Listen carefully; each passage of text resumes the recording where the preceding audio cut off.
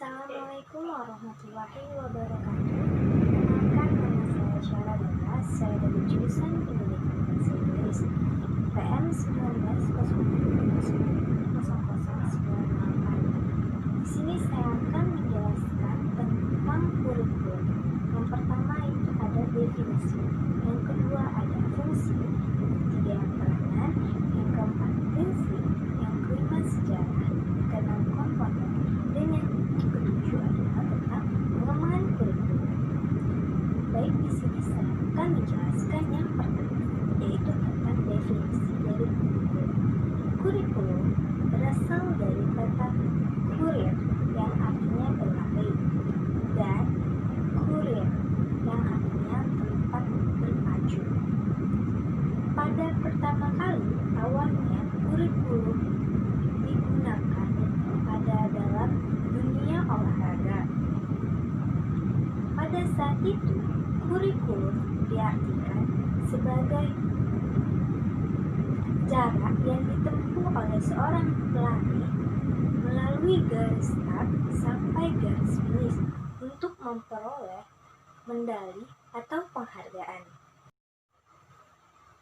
Dari pengertian di atas dapat ditarik kesimpulan terdapat dua pokok penting dari kurikulum. Yang pertama, adanya mata pelajaran yang harus ditempuh oleh siswa. Dan yang kedua, tujuannya adalah memperoleh ijazah. Kurikulum dikelompokkan menjadi tiga. Yang pertama, kurikulum sebagai substansi. Yang kedua, kurikulum sebagai sistem. Yang ketiga, kurikulum sebagai bidang studi. Di sini saya akan menjelaskan yang pertama, yaitu tentang kurikulum sebagai substansi, di mana kurikulum tersebut merupakan suatu rencana kegiatan belajar siswa di sekolah guna untuk mencapai tujuan yang ingin dicapai.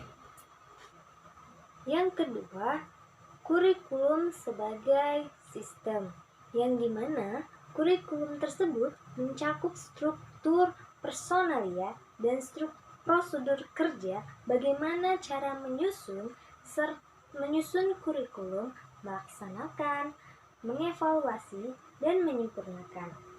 Yang ketiga, ada kurikulum sebagai bidang studi, yang dimana kurikulum tersebut mempelajari proses-proses dasar kurikulum melalui studi kepustakaan, yang dimana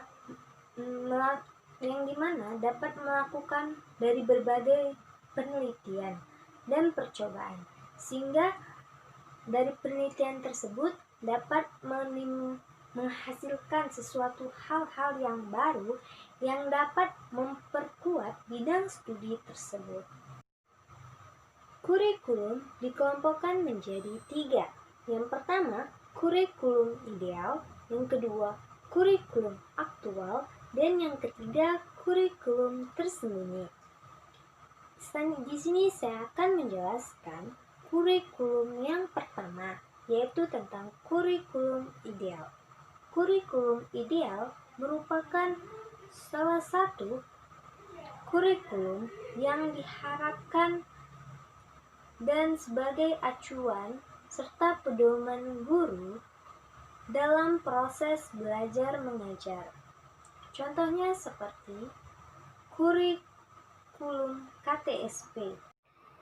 Yang kedua yaitu tentang kurikulum aktual. Kurikulum aktual adalah kurikulum yang nyata yang dapat dilaksanakan oleh seorang guru dengan situasi dan kondisi yang ada. Contohnya, jika dalam praktek di sekolah, siswa disuruh mengamati mikroorganisme. Jadi, siswa tersebut harus menggunakan mikroskop. Akan tetapi, jika di sekolah tersebut tidak memiliki alat tersebut, maka kurikulum tidak dapat berjalan dengan lancar. Apabila di sekolah tersebut memiliki alat mikroskop tersebut, maka kurikulum itu dapat berjalan dengan lancar. Faktor Yang lain yang dapat mempengaruhi, yang dapat menghambat kurikulum ini adalah kurangnya kebijakan dari kepala sekolah untuk memenuhi fasilitas yang diperlukan sesuai dengan tuntutan kurikulum. Yang ketiga yaitu tentang kurikulum tersembunyi. Kurikulum tersembunyi adalah kurikulum yang pada dasarnya tidak direncanakan sebelumnya. Baik, selanjutnya adalah topik yang kedua yaitu tentang fungsi kurikulum. Kurikulum terdapat 5 fungsi. Yang pertama bagi guru, bagi kepala sekolah, bagi orang tua, bagi masyarakat, dan yang terakhir bagi siswa.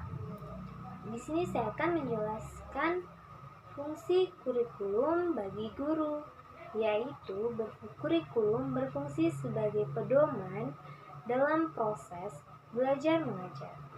Yang kedua itu adalah fungsi kurikulum bagi kepala sekolah. Kurikulum tersebut berfungsi sebagai pedoman dalam melaksanakan supervisi atau pengawasan. Dan yang ketiga, fungsi kurikulum bagi orang tua. Fungsi kurikulum tersebut berfungsi untuk membimbing anaknya dalam proses belajar mengajar. Yang keempat, ada fungsi kurikulum bagi masyarakat. Kurikulum tersebut berfungsi sebagai pedoman untuk memberi bantuan bagi terselenggaranya proses belajar mengajar atau sebagai proses pendidikan di sekolah. Nah, yang terakhir ada fungsi kurikulum bagi siswa, yaitu kurikulum tersebut berfungsi sebagai suatu pedoman untuk mereka supaya bisa belajar.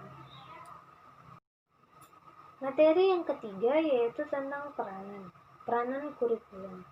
Yang pertama ada peranan konservatif, yaitu kebudayaan yang sudah ada sebelum lahirnya suatu generasi dan tidak akan pernah mati meskipun generasi tersebut sudah habis. Yang kedua yaitu peranan kreatif.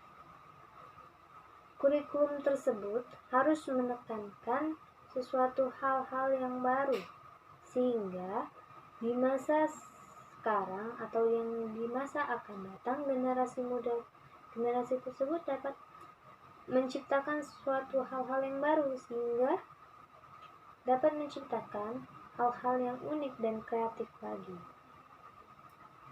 sehingga dapat membantu siswa untuk mengembangkan semua potensi yang mereka miliki.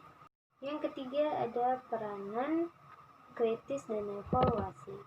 Peranan tersebut perlu penyesuaian sebagai filter sosial dalam menilai budaya yang. Peranan guru dalam kurikulum. Yang pertama ada implementer, yang kedua adapter, yang ketiga developer, dan yang keempat research. Saya akan menjelaskan tentang guru sebagai implementer, yaitu guru berperan untuk mengaplikasikan kurikulum yang sudah ada. Yang kedua, peran guru sebagai adapter, yaitu guru berperan sebagai pelaksana kurikulum.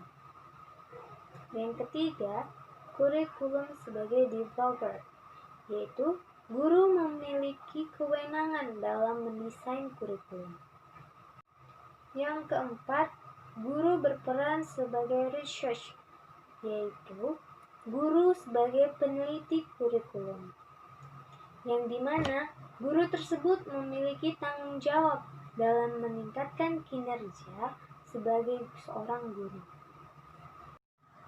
Selanjutnya materi yang keempat yaitu tentang prinsip-prinsip kurikulum. Terdapat 5 prinsip. Yang pertama prinsip prevalensi, yang kedua prinsip fleksibilitas, yang ketiga prinsip kontinuitas, yang keempat efektivitas, dan yang kelima prinsip efisiensi. Yang pertama yaitu prinsip revalensi, yaitu prinsip yang berkaitan dengan pengalaman-pengalaman belajar yang disusun ke dalam kurikulum harus sesuai dengan kondisi dan kebutuhan masyarakat, yang maksudnya adalah relevan, yang saling berkesinambungan. Yang kedua, prinsip fleksibilitas, yaitu kurikulum harus bisa dilaksanakan sesuai dengan kondisi yang ada. Yang ketiga yaitu tentang prinsip kontinuitas, yaitu prinsip yang saling keterkaitan dan kesinambungan antara materi pembelajaran dari berbagai jenjang dan dari jenis program pendidikan yang berbeda. Keempat adalah prinsip efektivitas, yaitu rencana yang harus dicapai dalam kurikulum dapat terlaksana dan dapat dicapai dalam kegiatan belajar mengajar. Yang kelima yaitu prinsip efisiensi, yaitu saling berhubungan dengan waktu, suara, tenaga, serta apa yang harus dikeluarkan dari hasil yang diperoleh. Materi selanjutnya yaitu tentang sejarah kurikulum. Kurikulum sudah ada sejak Indonesia merdeka dan memiliki pemerintahan yang resmi. Kurikulum sudah mencapai perubahan sebanyak 11 kali yang dibagi dalam 3 fase. Yang pertama, masa kemerdekaan, yang kedua, era reformasi, dan yang ketiga, pra-kemerdekaan. Pada tahun 1892 terdapat 2 sekolah rendah, yaitu sekolah kelas 2, yang dimana untuk pribumi masa pendidikannya selama 3 tahun dengan mata pelajaran berhitung, membaca, dan menulis. Yang kedua, sekolah kelas 1, yang dimana pada awalnya lama pendidikan selama 4 tahun, kemudian ditambah menjadi 5 tahun, dan akhirnya menjadi 7 tahun. Tujuannya untuk para pegawai kantor agar memahami artinya pembelajaran. Program studinya seperti ilmu bumi, sejarah, ilmu hayat, dan lain-lain. Materi selanjutnya yaitu tentang komponen-komponen pengembangan kurikulum. Pertama ada definisi. Komponen adalah salah satu integral dan fungsional sehingga tidak dapat dipisahkan karena sudah mempunyai peranan kurikulum tersebut, sehingga mempunyai peran dalam pembentukan kurikulum. Komponen kurikulum terdapat 4, yang pertama tujuan, yang kedua materi atau isi, yang ketiga proses atau metode, yang keempat ada evaluasi. Baik, di sini saya akan menjelaskan tentang tujuan. Yang pertama ada tujuan apa yang harus dicapai. Yang kedua materi atau isi, seperti bahan ajar. Ketika kita mau mengajar, bahan apa yang harus kita berikan kepada siswa sehingga siswa tersebut memahami apa yang sedang dipelajari. Yang ketiga, proses atau metode, yang dimana proses tersebut adalah proses dalam mengajar. Bagaimana bahan tersebut disajikan agar efektif sehingga murid-murid itu dapat mengerti apa yang sedang dipelajari. Evaluasi atau penilaian adalah evaluasi itu artinya menilai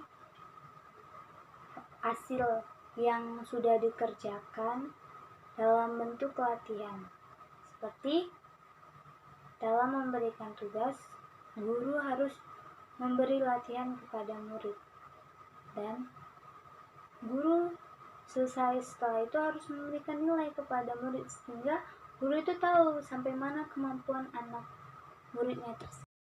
Menurut saya, jika salah satu dari komponen-komponen kurikulum tersebut tidak dilaksanakan, maka proses pembelajaran tidak akan berjalan dengan sempurna atau tidak bisa berjalan. Kenapa?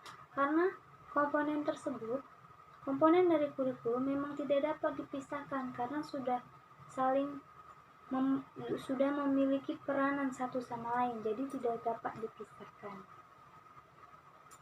Mungkin hanya ini yang dapat saya sampaikan. Lebih dan kurangnya saya mohon maaf. Kepada Allah saya mohon ampun. Billahi fisabilil haq fastabiqul khairat. Wassalamualaikum warahmatullahi wabarakatuh. Jangan lupa like, comment, dan subscribe ya. Bye-bye. Thank you.